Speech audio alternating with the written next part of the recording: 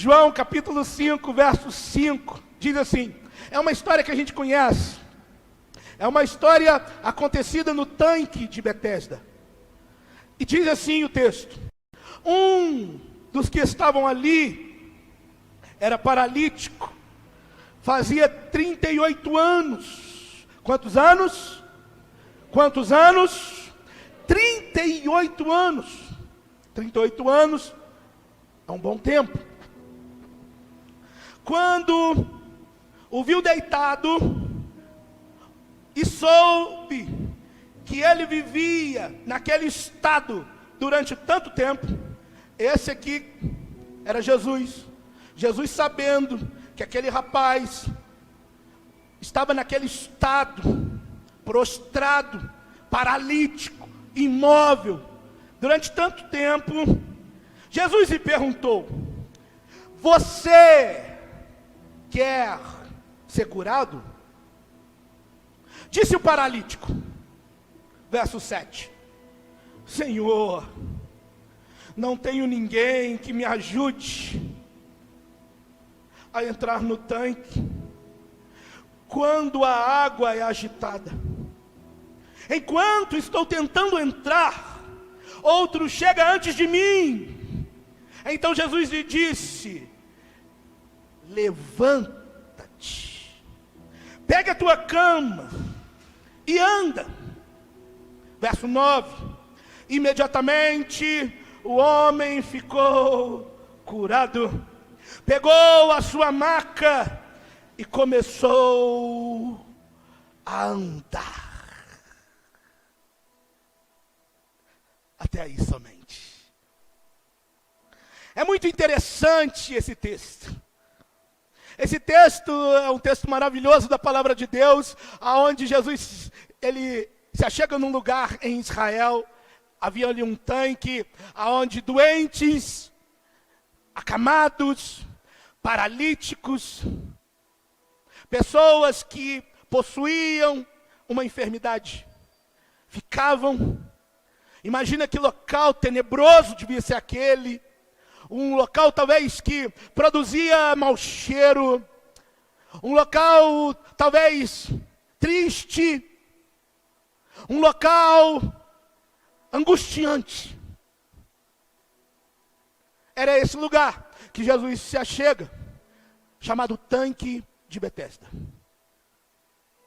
Ele olha para um homem e ele fica, o seu coração se enche de compaixão, porque ele viu um homem que estava ali há 38 anos padecendo de uma enfermidade.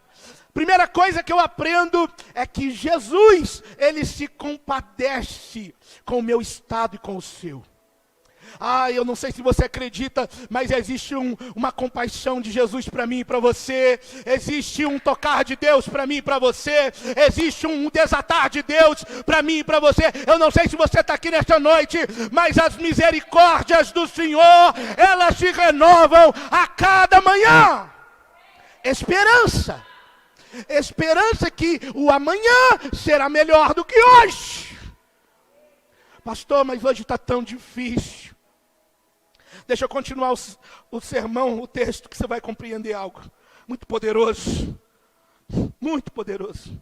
Jesus, em compaixão, aquele homem, aquele jovem senhor, diz para ele: e aí? Você quer ser curado? É tão interessante, perceba, que esse moço, ele responde algo que não lhe é perguntado. Perceba que Jesus pergunta para ele: e aí? Você quer ser curado? A pergunta é simples. A resposta é mais simples ainda. A pergunta é clara. A resposta deveria ser um tanto quanto mais clara. Mas esse homem, ele reflete muito de mim e de você. Nós somos mestres em responder perguntas que não foram feitas. Nós temos uma predisposição a falar mais do que se foi perguntado. Interessante que uma palavra bastaria. E eu acredito, meu amigo, meu irmão, eu acredito que talvez as perguntas de Jesus, como o evangelho de Jesus, é um evangelho simples. A gente não precisa complicar as coisas. O evangelho de Jesus é algo que traz luz, traz entendimento, clareza, simplicidade. E eu acredito que uma resposta clara e simples bastaria. Que resposta é essa? Você quer ser curado? Qual seria a resposta? Sim, eu quero. Verdade ou não, pessoal? Mas interessante, perceba, que Jesus não lhe perguntou os processos que a água se movia e gerava cura. E quem caísse primeiro? Jesus não perguntou isso. Interessante que Jesus não perguntou se ele era uma vítima do não auxílio emergencial.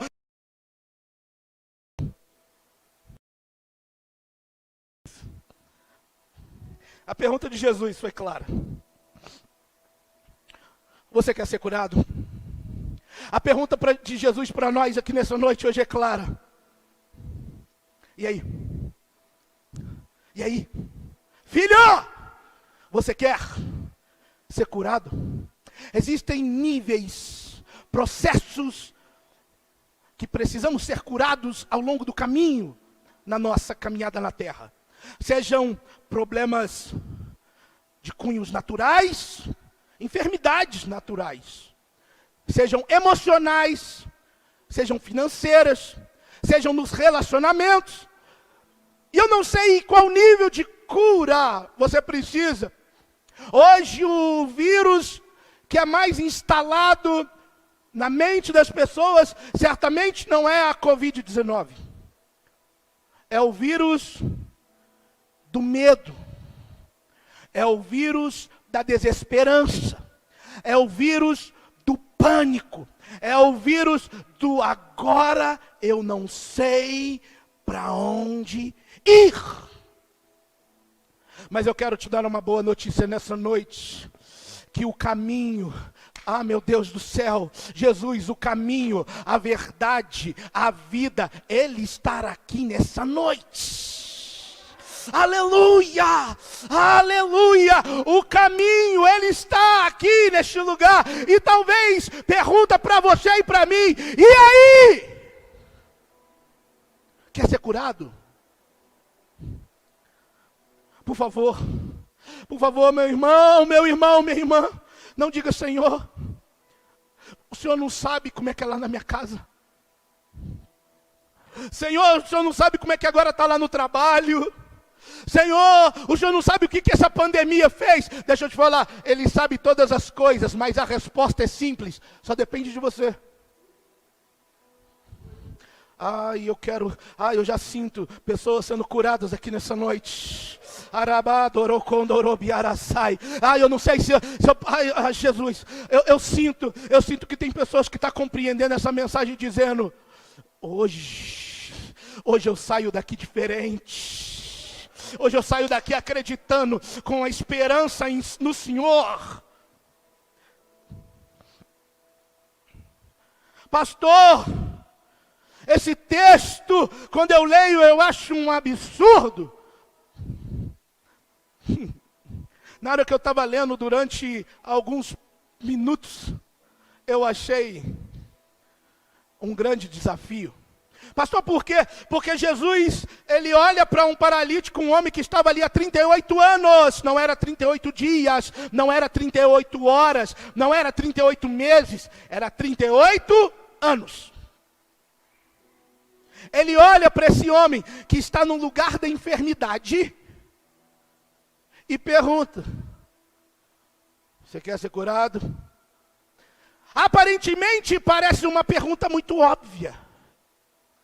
Talvez você aí, pensando com seus botões, pensando assim: pastor, mas é um absurdo. Ah, pastor, se aquele homem estava ali há 38 anos, era mais que evidente que ele queria ser curado. E Jesus ainda pergunta, note,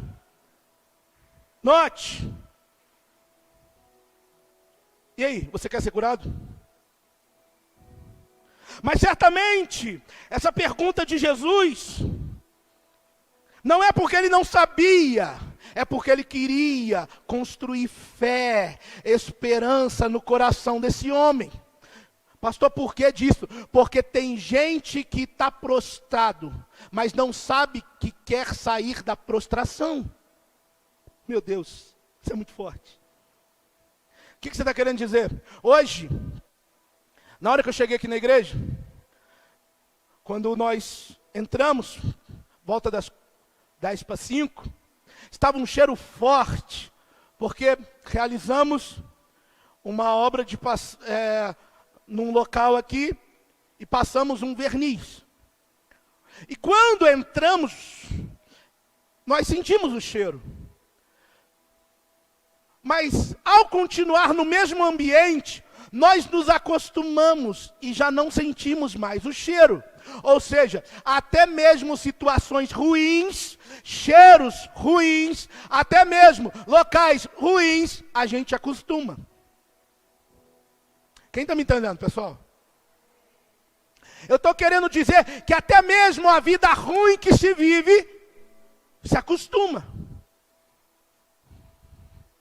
Jesus queria ativar a fé desse homem, a esperança desse homem no coração, naquele momento, pois ele sabia que muitas das vezes nós temos uma leve tendência a nos acostumar com a vida que levamos, seja boa, seja ruim.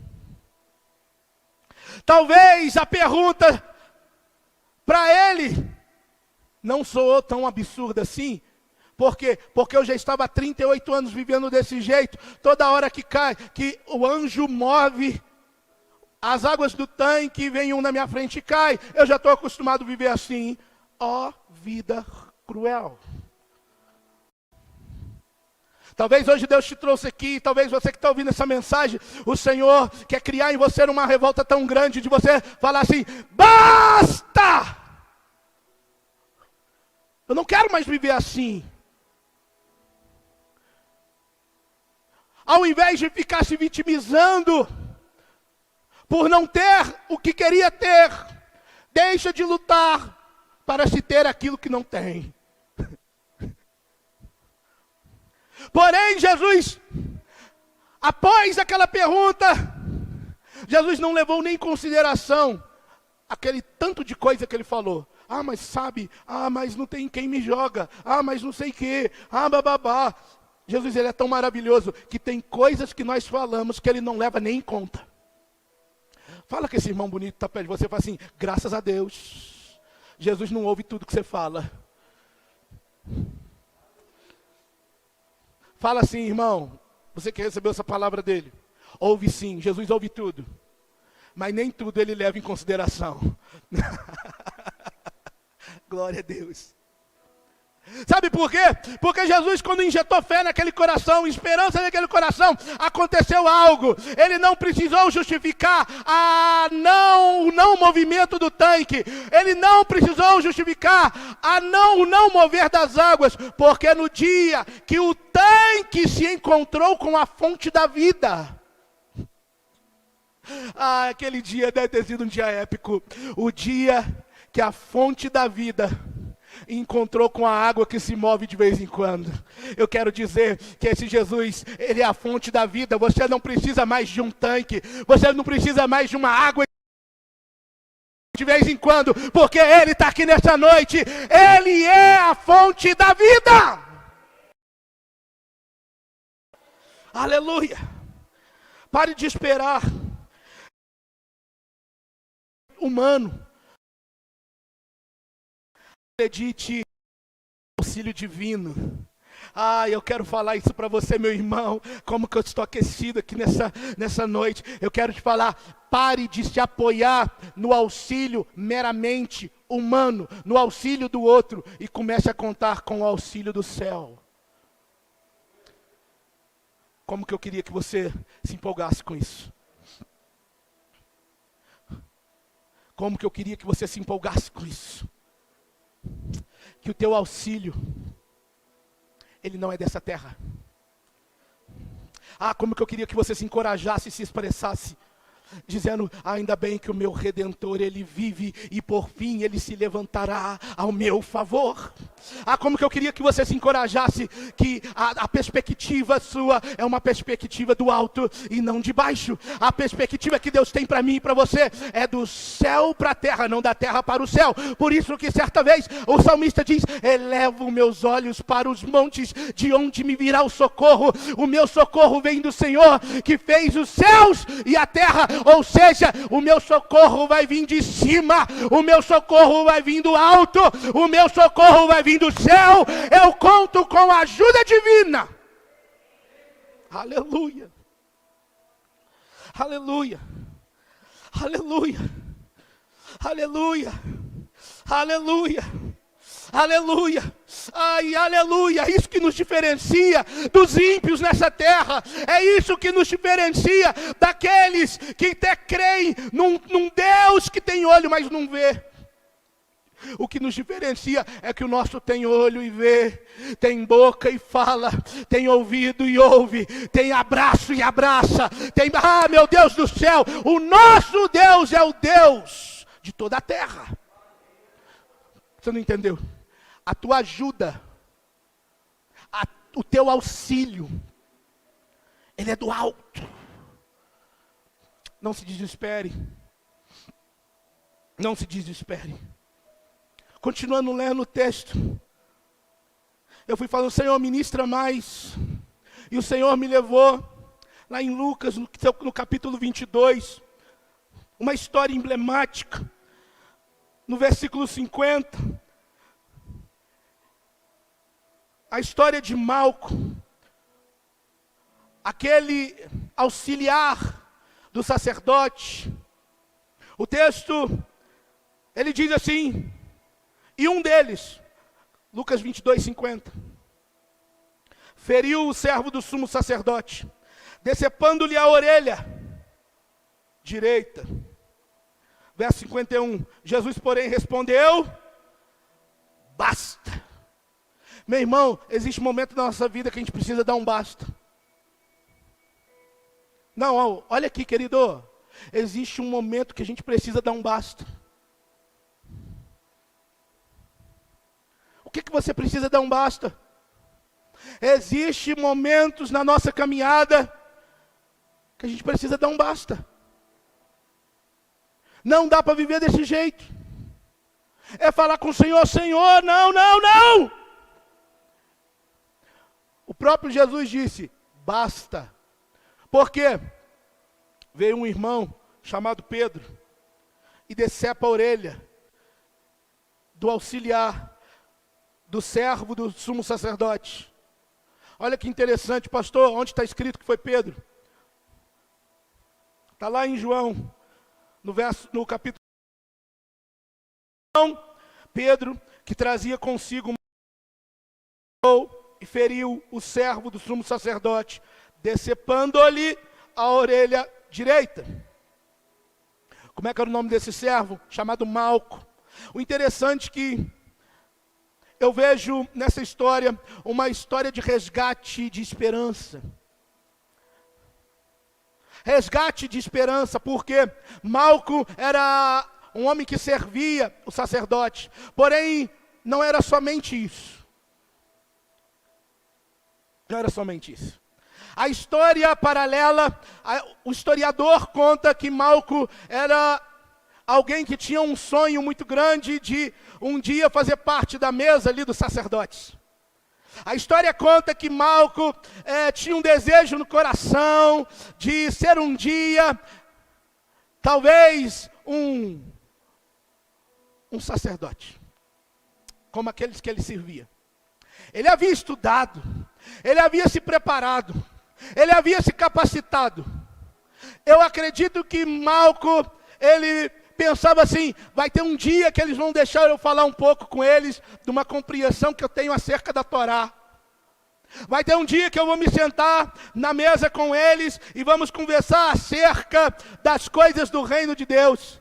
Porque é isso que eu gosto de fazer. Mas até chegar a isso que eu quero, que eu sonho, que eu desejo fazer, até chegar esse dia, eu vou servindo aqui o sacerdote.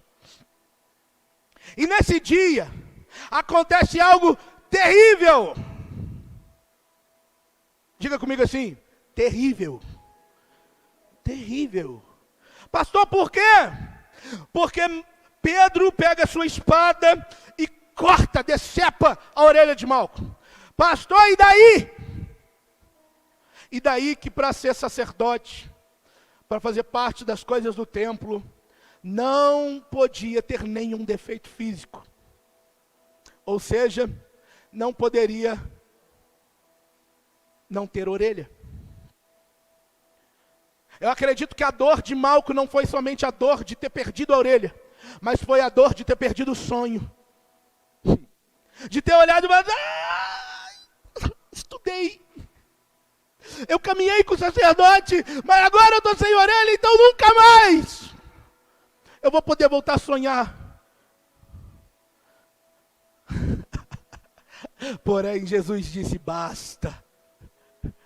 Jesus pega a orelha desse homem e reconstitui. Eu acredito que foi a primeira sessão de plástica que teve na terra. Eu acredito que foi a primeira consulta. Ele pega e restitui, mas ele não só retira a dor física de se perder uma orelha, mas ele restaura o sonho novamente. O nosso Jesus é um Jesus que ele não só tira a dor, mas ele também restaura sonho.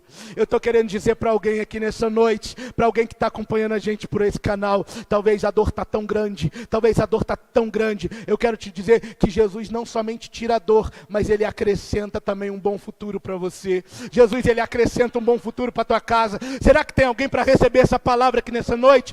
Jesus, ele tem um bom futuro para você e para a sua família. Aleluia. Como é que eu queria que você se encorajasse com isso.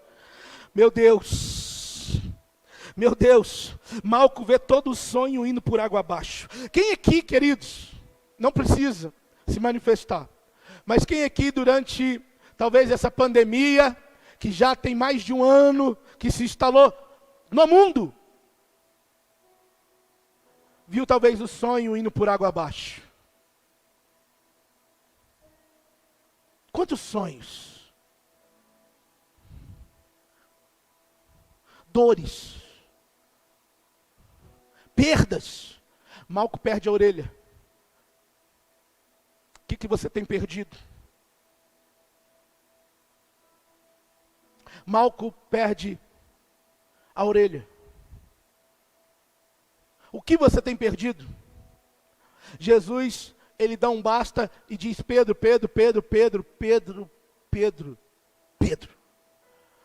não precisa me defender, porque a verdade não precisa de defesa.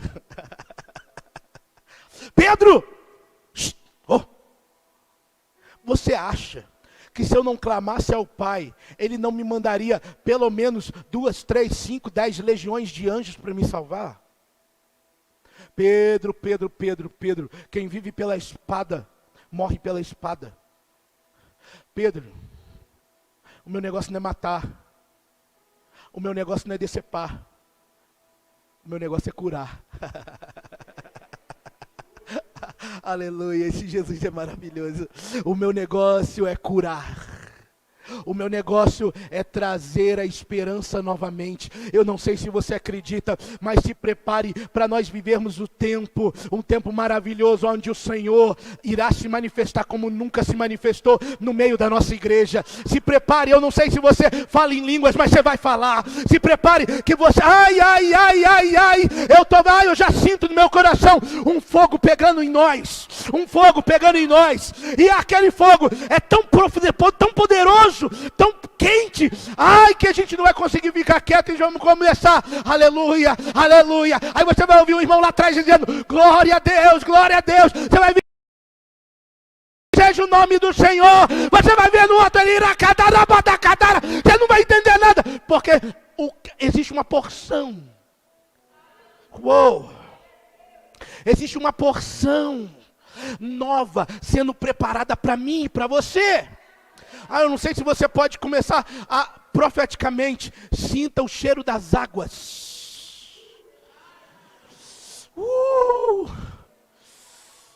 Sinta o cheiro. Ai, pastor, mas eu estou quase apagando. Se prepara para o sopro.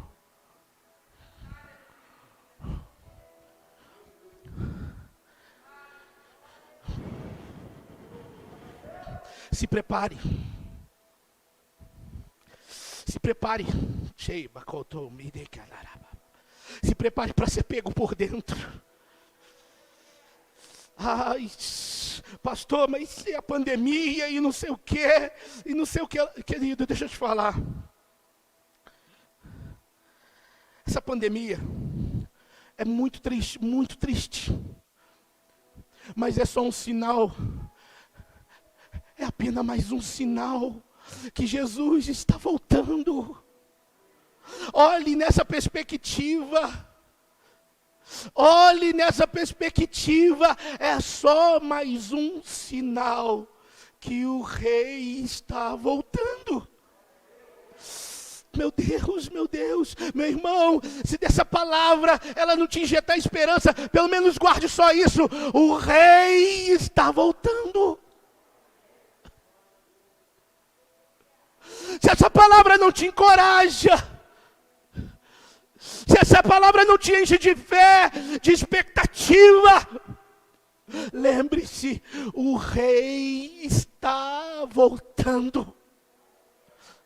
Por causa de Jesus, a dor é passageira, mas a alegria vai ser eterna. Se encha seu coração, querido. Não deixe que as circunstâncias e que as contrariedades da vida te paralise e te bloqueie e te deixe uma pessoa fria, calculista, desesperançosa, depressiva. Não deixe. Não deixe. Não deixe. Estava conversando com uma pessoa essa semana, ela disse, eu não quero sair. Eu não quero conversar com ninguém, eu não estou bem.